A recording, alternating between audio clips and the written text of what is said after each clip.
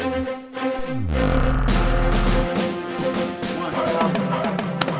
right, welcome back to the final credits. And we're going to be talking today about Ant-Man and the Wasp: Quantumania. Actually, no, wait. We kind of are and we kind of aren't.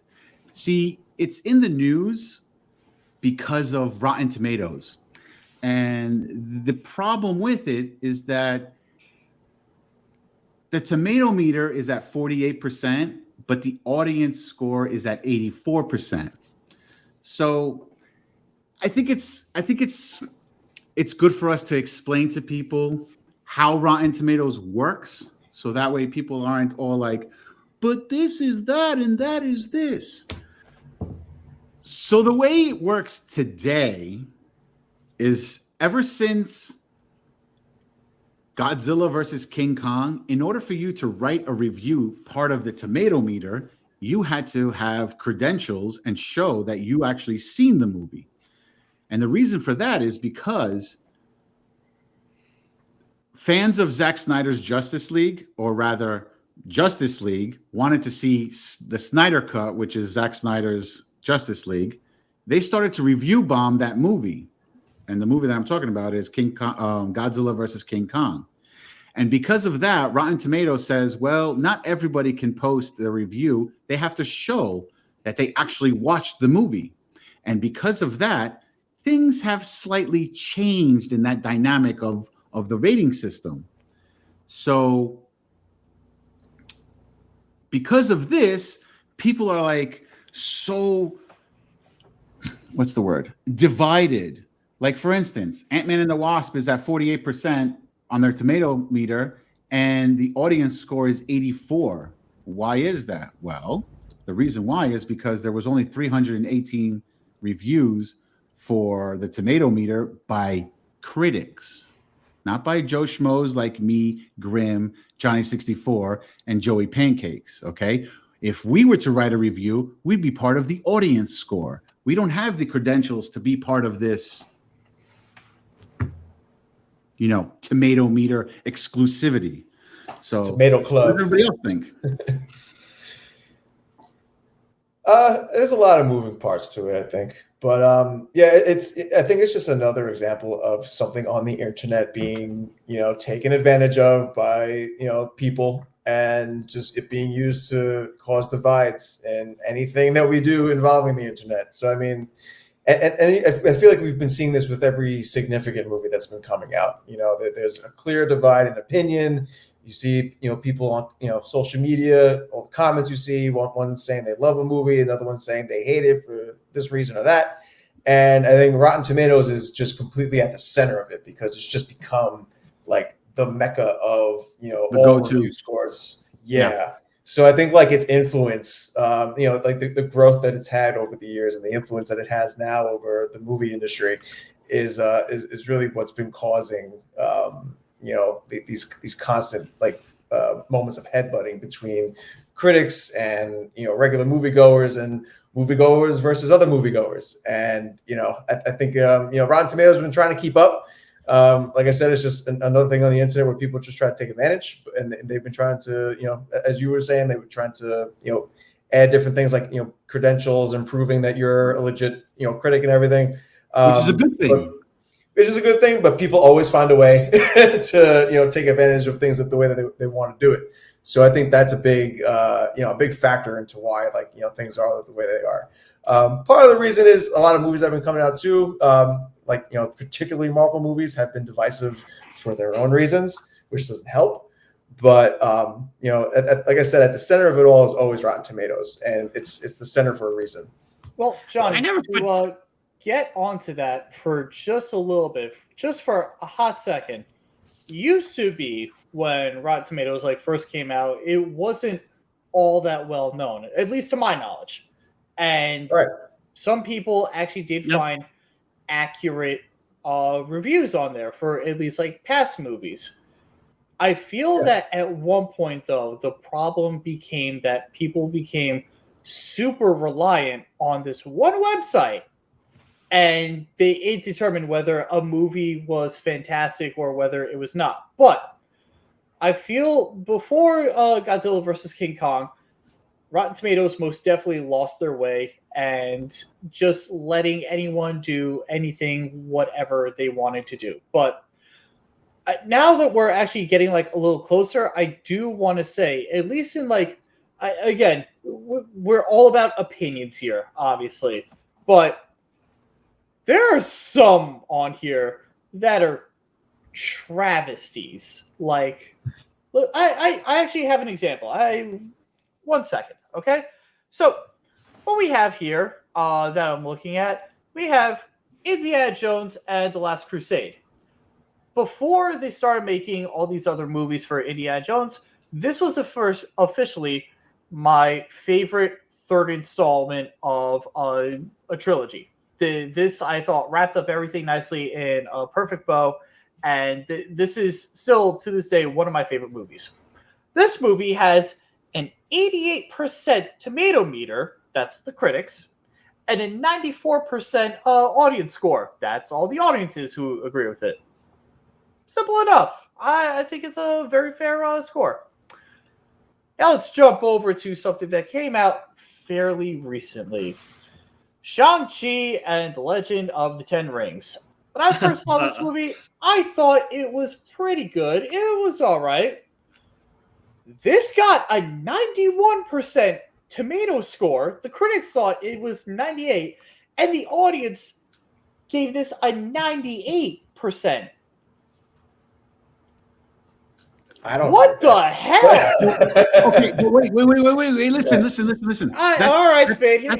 Please defend. Fine. Defend all the bad guys. It's not that big of a difference, though. It's not that big of a difference.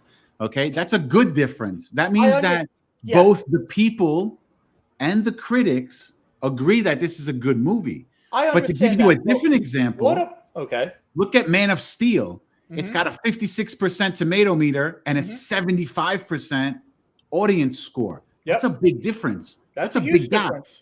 It's not the same as Ant-Man and the Wasp because that was totally different. What I'm trying to touch onto here, though, is that some may not.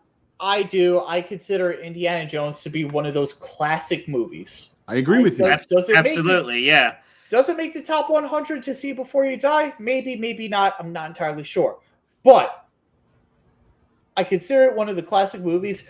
You're going to tell me with a straight face, Shang-Chi is officially a classic movie now compared with these scores?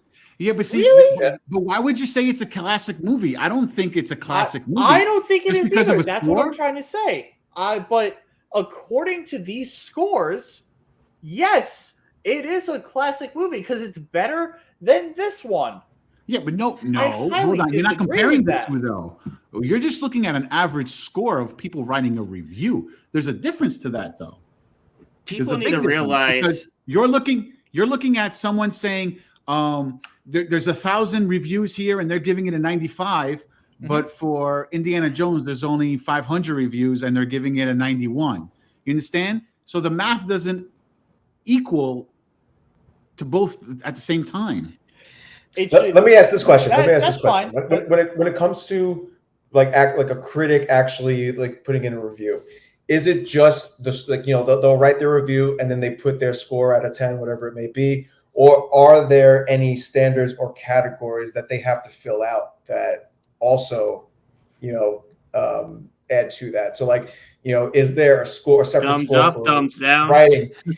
Yeah, well, I'm saying how is the writing of the movie? How are the visuals? How is the acting? How are the performances? Things like that. I feel like obviously right, and so that ties into my point is that maybe what Rotten Tomatoes should also do, is maybe another next step into trying to standardize, like how you say, how one movie is perceived versus another, because there's going to be different critics doing different movies. I think, maybe if they had a system where different categories of a movie were, had their own scores, average that out or however it may work, but maybe have them make it where certain movies show different aspects of themselves having lower or higher scores than other aspects of, other movies. So in this case with, Indiana Jones and Shang-Chi, it'll show that maybe one movie does something better than the other, or vice versa, but they still have the scores that they have. But see, that's the thing, though. I think now you're just trying to compare the two. We're not comparing the two because of scores. No. It's totally you can't different. compare the two movies. Compare Shang-Chi with Indiana Jones. We're talking about a classic and brand new MCU movie. They're totally different. It's two different audiences to begin with. It is true, but to give to both of your credits, yes, I compare one to the other may not be the best example, but to what Spade said earlier, you have maybe 500 people reviewing Indiana Jones versus 1,000 people reviewing Shang-Chi. What I'm trying to allude to here is that if Rotten Tomatoes is being held to such a high standard, they also need to rise to said standard and possibly re-update every movie that they at least have on their website, whether they be older. But that goes on to the person doing the reviewing, though, Grim. Because if the person doesn't want to review it, then they don't have to write anything good about it. We're not talking about that. You said earlier, whether it's true or not, just using as an example, we only had 500 people for Indiana Jones and only 1,000 for Shang-Chi. Then maybe we need 1,000 or maybe we need 2,000. There are people out there who are willing to obviously give their opinions on movies. Hell, that's what we're doing. Right. But with Rotten Tomatoes, it's just become such part of pop culture that some people are acting like it's the Bible. That's the opinion that I have to go by. Ultimately, at the end of the day, like we're doing right here on our show, it's all subjective. And I never put too much stock into it. I just kind of dismiss it as another site that is reviewing movies, not this crazy pop culture phenomenon, especially in recent years. But you have to question the accuracy of this site. As using your example, Grim, that's still comparing apples to the oranges. But Last Crusade is a movie from way back when. Right. The MCU movies were still pretty new, so one doesn't make the classic over the other. But how many people are actually going to review an old movie as opposed to a brand new movie? That's the real question. Because who's going to sit there and say, you know what, I'm going to write a review to a movie I saw back in 1999, and I was 10 years old. We're not professional with this, but you do have professional critics out there who do this, and if they want that paycheck, you goddamn right, they'll go back and they'll re-review it or whatever. Yeah, but who's going to pay them for that? They're not that score. Not me. Their review is not going to get published. Who's going to publish a review of a movie from 30, 40 years ago, or even 20, or even 10, or even 5? Spade, you'd be surprised. I think there would be niches out there. I think there would be interest for it because you know what it is, like people obviously our culture, our pop culture is at the forefront of everything we do, and obviously how we perceive things 20 or 30 years ago in any sort of medium, whether it was a TV show or a movie, is very different to how we view it now. So there could be a lot of things that a movie that was once lauded as being great, that if people today look at it now and say, well, it had a couple of scenes where this or that wouldn't have been accepted or anything like that, like in today's audience. So like maybe there is a market for like kind of like like how like the video game industry, they have remastered video games. Why not have remastered movie reviews and just like kind of I don't think anybody's going to do that, man. Hey, look at it you from were doing great up until that one point. I'm like, oh no, but think about it. My argument. No way. But it's a bad comparison. But like, think about it as like having somebody from the current generation today looking at a movie from their perspective and seeing how does it hold up. I feel like what Johnny is also trying to allude to here is that obviously opinions change. Everyone has them and stuff. You can't tell me that you saw something at a younger point in your life that you really enjoyed, and somehow when you got older, you go back to rewatch said thing and you start saying, Not the whole thing, obviously, but one or two flaws with that now. Obviously, Or more. Or more. That's what I'm trying to say. Sometimes opinions change with age, and that's Right, all I'm trying to say. But That if you're things changing your need to be opinion, though, you're changing updated. right, but you're changing your review, though. That's like saying I made a review about this movie 10 years ago. I rewatched it again and I'm changing my review. Yeah.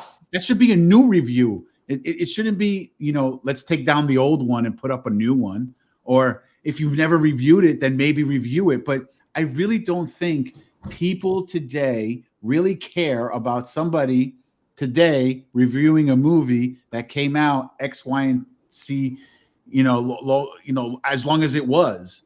If you're trying to watch a movie that was 30 years ago, just watch it. If it sucked and you didn't like it, cool, go write a review. But to force or to say to reviewers, hey, make a review on an old school movie, I don't think they're gonna be like, for what? It's a waste of my time to sit there to actually watch the movie again and review it again, or if I've never reviewed it, to actually review it. I think it's too much. I think people will be like, nah, it's not worth my time. Once again, you'd be surprised. I'm sure someone out there can definitely appreciate something like this. That's all I honestly have to say on that. And I feel like certain movies which are like considered classics, again, were given the opinions of what they had, and then every new movie that's out here that just leaves audiences not even like, oh my god, that was the best movie of all time, but it was just good, it automatically gets high praise. But that's because it's new. You're watching it now. That's why. It's the only reason why. But that's what I'm trying to say. That shouldn't matter. You need to be more strict, I feel, with reviews. And judge them accordingly. I totally agree with that. Not just like, oh, it's new, it's shiny, I need to have it. I need to give it praise, put it up on its pedestal. Absolutely not. It needs to be down in the dirt with the rest of us and see if it could stand the test of time. That I agree with that. I'll say one movie that changed over time for me, that would change if I did reviews for Rotten Tomatoes. Please. Dark Knight Rises, when it came out. I loved it at the time. I guess I was still in the afterglow of the Dark Knight, but over time, 10 years later, I certainly soured over it. It still has its good parts, but that's an example I feel like for me that of like, wait, they did this, they did that, they could have done that better. So the pacing was terrible in that movie. Oh my god. Yeah. Let's save that for let's do another discussion for another video on that for an older movie. But that movie definitely changed over time for me. So yeah, but that's a good example. Or even Star Wars, the first movie. The episode 1, A New Hope. A New Hope, yeah. Oh, New Hope. Episode 4. Oh, but I think, Nani, but I think the movie wasn't received. It wasn't actually received well back then, right? By general, complete opposite. It was like the greatest sliced bread. It was really worldwide phenomenon. Not even just regardless. Country. So, but here's another good example, like similar to Pancakes. Is that I didn't get into Star Wars until a very late age. I didn't see A New Hope until I was maybe like 24 or 25. And I remember watching it, I'm like, this movie's kind of crappy. You know what I mean? Like it was it showed its budget. About a movie that came out in 1977. Let's be real here. Right. But but then the next, the Empire Strikes Back was like leagues above it, in my opinion. Because that was the 80s. Yeah, but like it was only like a few years later, though. I was about to say, now you're splitting hairs. My point is, though, like, and people would agree with me, though, like there are scenes in The New Hope that just like, whether it's the writing or the choreography or the acting, things like that, it doesn't, it's a classic movie in its own right, but it doesn't hold up to today's standards, if you know what I mean. So, but this is kind of what I was getting at. If you were to take somebody who was like me, who never watched a Star Wars movie before, somebody who like from this day and age, have them watch it, write a critic review about it. Mm-hmm. Do you think it'll be just as good of a review as a 70s review was back then? On this particular subject, Johnny, fine. Okay, cool. Let's go along with that. Someone who's never seen Star Wars before, I want to introduce them into Star Wars. And let's use today's day and age, all right? You really want to introduce them to Star Wars through the sequel trilogy?